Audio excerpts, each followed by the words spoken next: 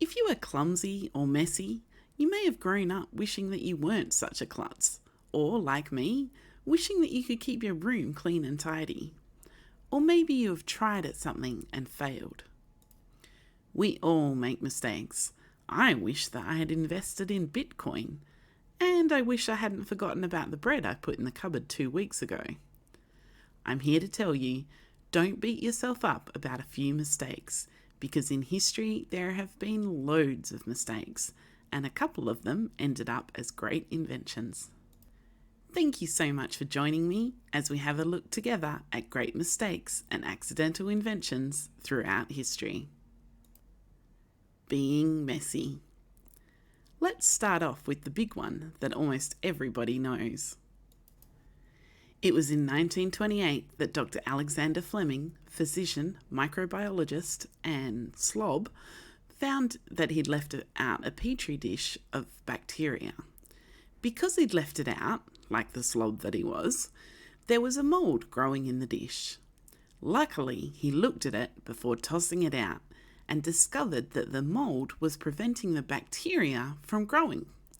This particular mould could kill bacteria, and it was developed into what we now call penicillin.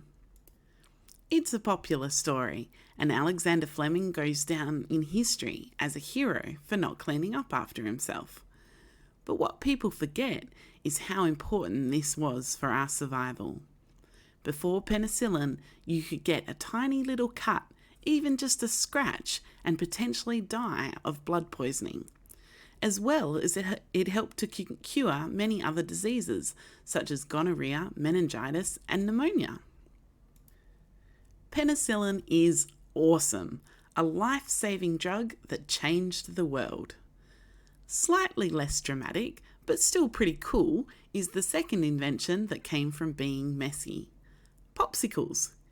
You might know them as ice lollies, ice block, or an icy pole, but as a kid, there is nothing better on a hot summer's day. In 1922, a realtor named Frank Epperson of California served up his popsicle treats at a fireman's ball, and folks went wild for it. In 1923, he got the patent on what he called his Epsicle ice pop, and the next year he took out a patent to cover all frozen ice lollipops. His story is that the idea came to him when he was just 11.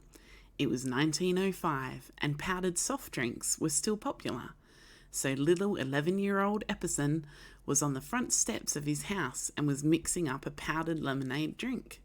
But he left the cup outside overnight where it froze with the mixing stick stuck into the concoction. And so the popsicle was born.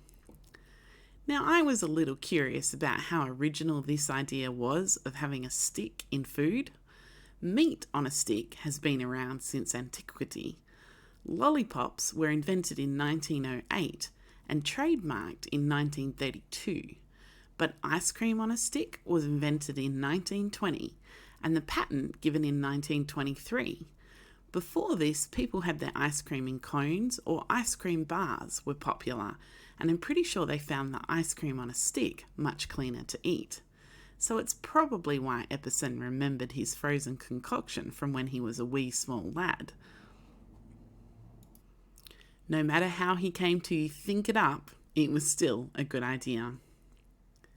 Dropping things. Dropping things rarely goes well. It might get you a round of applause in a restaurant, but that's the best you can hope for, unless you are these guys. Going back to 1903, we can thank Edard Benedictus for dropping a glass beaker in his lab.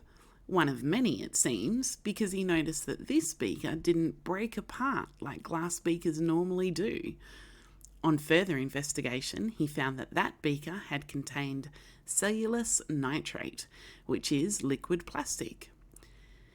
In 1904, they started putting windscreens in cars, and on learning on how dangerous glass breaking in car windows could be, Benedictus set about creating safety glass, which has a layer of cellulose nitrate to keep the glass from breaking into thousands of pieces when smashed. The slinky. Richard T. James was an engineer who in 1943 was working on using springs to keep items stable at sea. He accidentally knocked some springs off a shelf, and he liked the way they seemed to walk themselves down instead of just falling. He saw the enjoyment this could bring and developed a larger spring and marketed it as a slinky. And damn if it isn't just the coolest thing to see them walk downstairs, even if it ever only goes 1 or 2 steps. Even still today, I have a brightly coloured one I keep on my desk to play with when I need to think. I could be playing with it right now as you watch this video. Thanks, Richard T. James. When it does not do what it's meant to do. You're trying to invent something. You have your assignment and you spend your days toiling away. And finally, you have a product. Not the product you were trying to create, but it is a product. Many of us would give up. But we could take a lesson from the following people. Viagra was first developed as a drug to help people with high blood pressure and angina. It didn't do what it was supposed to do, but other effects were noticed, and so it was remarketed and the company made a fortune. Postit Notes. We all love them. If you write a note, of course you want to stick it somewhere. What a simple idea. But it came from a failure. And no, 90s kids, it wasn't Romy and Michelle.